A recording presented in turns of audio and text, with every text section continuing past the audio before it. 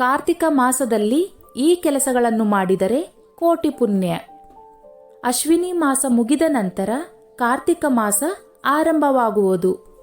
ಈ ವರ್ಷ ಕಾರ್ತಿಕ ಮಾಸವು ನವೆಂಬರ್ ತಿಂಗಳಲ್ಲಿ ಆರಂಭವಾಗಿದೆ. ಶಾಸ್ತ್ರಗಳ ಪ್ರಕಾರ ಕಾರ್ತಿಕ ಮಾಸದಲ್ಲಿ ನಾವು ಈ ಕೆಲಸಗಳನ್ನು ಮಾಡಬೇಕೆಂದು ಹೇಳಲಾಗಿದೆ. ಹಾಗಾದರೆ ಆ ಕೆಲಸಗಳು ಯಾವ್ಯಾವು ಎನ್ನುವುದನ್ನು ನೋಡೋಣ. ಕಾರ್ತಿಕ ಮಾಸವನ್ನು ಅತ್ಯಂತ ಪವಿತ್ರ ಮಾಸವೆಂದು ಪರಿಗಣಿಸಲಾಗಿದೆ. ಈ ಮಾಸದಲ್ಲಿ ಹೇಳಲಾದ ಉಪವಾಸ ಮತ್ತು ಹಬ್ಬವನ್ನು ಆಚರಿಸುವುದರಿಂದ ಎಲ್ಲಾ ರೀತಿಯ ತೊಂದರೆಗಳು ದೂರವಾಗುತ್ತವೆ. ಇದರೊಂದಿಗೆ ಪ್ರಾಚೀನ ಸಂಪ್ರದಾಯದ ಭಾಗವಾಗಿರುವ ಕಾರ್ತಿಕ ಮಾಸದಲ್ಲಿ ಮುಖ್ಯವಾಗಿ ಇಂತಹ ಕೆಲಸಗಳನ್ನು ಮಾಡಲಾಗುತ್ತದೆ. ಆ ಒಳ್ಳೆಯ ಸಂಪ್ರದಾಯಗಳು ಯಾವ್ಯಾವು ನೋಡೋಣ. 1. ನದಿ ಸ್ನಾನ. ಪವಿತ್ರ ನದಿಯಲ್ಲಿ ಸ್ನಾನ ಮಾಡುವ ಅಭ್ಯಾಸ ಮತ್ತು ಪ್ರಾಮುಖ್ಯತೆ ಕಾರ್ತಿಕ ಮಾಸದ ಉದ್ದಕ್ಕೂ ಇದೆ. ಈ ಮಾಸದಲ್ಲಿ ಶ್ರೀಹರಿಯು ನೀರಿನಲ್ಲಿ ಮಾತ್ರ ನೆಲೆಸುತ್ತಾನೆ. ಮದನ ಪಾರಿಜಾತದ ಪ್ರಕಾರ ಕಾರ್ತಿಕ ಮಾಸದಲ್ಲಿ ಚಂದ್ರ ಮತ್ತು ನಕ್ಷತ್ರಗಳ ಉಪಸ್ಥಿತಿಯಲ್ಲಿ ಸೂರ್ಯೋದಯಕ್ಕೆ ಮುಂಚಿತವಾಗಿ ಪುಣ್ಯವನ್ನು ಪಡೆಯಲು ನಿಯಮಿತವಾಗಿ ನದಿ ಸ್ನಾನ ಮಾಡಬೇಕು. 2. ದೀಪದಾನ. ಈ ಮಾಸದಲ್ಲಿ ದೀಪದಾನಕ್ಕೆ ಬಹಳ ಮಹತ್ವವಿದೆ. ನದಿ, ಕೊಳ ಮುಂತಾದ ಸ್ಥಳಗಳಲ್ಲಿ ದೀಪಗಳನ್ನು ದಾನ ಮಾಡುವುದರಿಂದ ಎಲ್ಲಾ ರೀತಿಯ ತೊಂದರೆಗಳು ಕೊನೆಗೊಳ್ಳುತ್ತವೆ ಮತ್ತು ವ್ಯಕ್ತಿಯು ಸಾಲದಿಂದ ಮುಕ್ತನಾಗುತ್ತಾನೆ. 3. ನೆಲದ ಮೇಲೆ ಮಲಗುವುದು. ಈ ಮಾಸದಲ್ಲಿ ನೆಲದ ಮೇಲೆ ಮಲಗುವುದರಿಂದ ಮನಸ್ಸಿನಲ್ಲಿ ಸಾತ್ವಿಕತೆಯ ಭಾವ ಮೂಡುತ್ತದೆ ಮತ್ತು ಎಲ್ಲಾ ರೀತಿಯ ಕಾಯಿಲೆಗಳು ಮತ್ತು ಅಸ್ವಸ್ಥತೆಗಳು ಪರಿಹಾರವಾಗುತ್ತವೆ. 4. ತುಳಸಿ ಪೂಜೆ.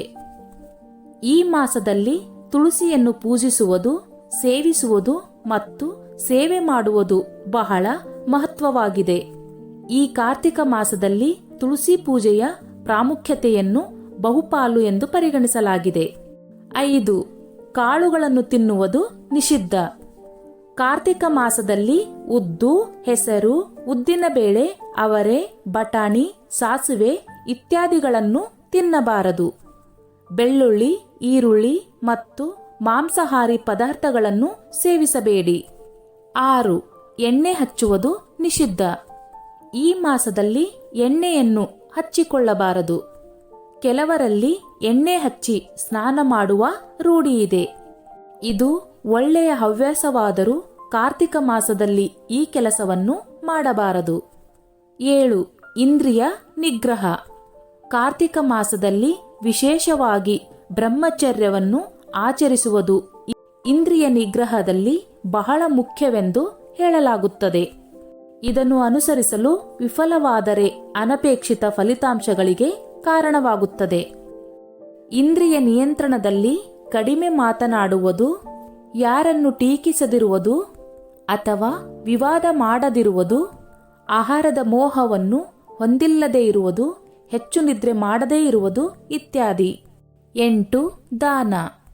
ಈ ಮಾಸದಲ್ಲಿ ದಾನವು ಬಹಳ ಮುಖ್ಯ. ಆಹಾರ ಧಾನ್ಯಗಳು, ವಸ್ತ್ರದಾನ ಮತ್ತು ನಿಮ್ಮ ಸಾಮರ್ಥ್ಯಕ್ಕೆ ಅನುಗುಣವಾಗಿ ನೀವು ಮಾಡಬಹುದಾದ ಇತರೆ ಯಾವುದೇ ವಸ್ತುಗಳನ್ನು ದಾನ ಮಾಡಬಹುದು. 9. ಪೂಜೆ.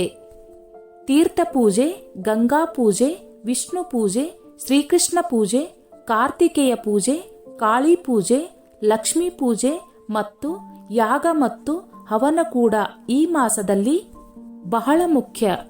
ಈ ದಿನ ಶಿವ, ಸಂಭೂತಿ, ಸಂತತಿ, ಪ್ರೀತಿ, ಅನುಸೂಯ ಮತ್ತು ಕ್ಷಮ ಇವರನ್ನು ಪೂಜಿಸಬೇಕು. 10. ಸೋಮವಾರ ಶಿವನ ಪೂಜೆ.